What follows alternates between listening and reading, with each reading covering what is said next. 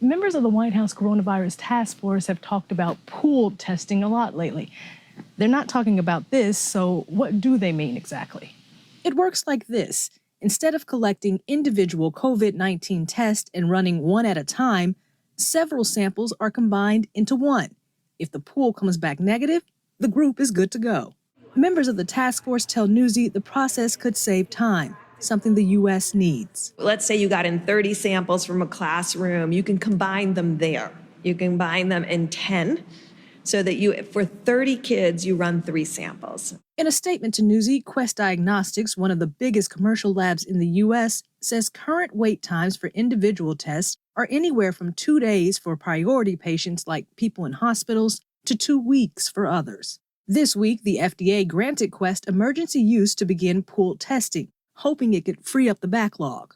However, pooled testing has its limits. One, it's only effective in areas where cases are low. Quest says in order to work, the pooled test has to come from a place with a positivity rate under 10%, which cuts out hard-hit areas like Florida, where the current positivity rate is around 18%. They add that with positivity rates, quote, soaring in places like Florida, they still don't know how much pooled testing will actually help them increase capacity. Dr. Sadia Khan, an epidemiologist at the Northwestern University Feinberg School of Medicine, says pooled testing could actually end up requiring extra time.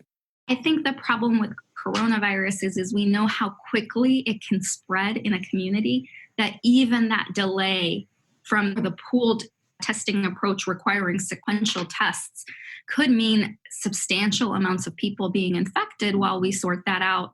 Khan says the answer to slowing the spread is something we've known all along, testing along with contact tracing. I think it really misses the point of being able to identify and do the cost-intensive approach of contact tracing. So it's almost like it's on the other end of the extreme of what we think is the best approach. Trump administration officials contend pool testing is one approach they hope to deploy as cases continue to rise. Amber Strong, Newsy, Northern Virginia.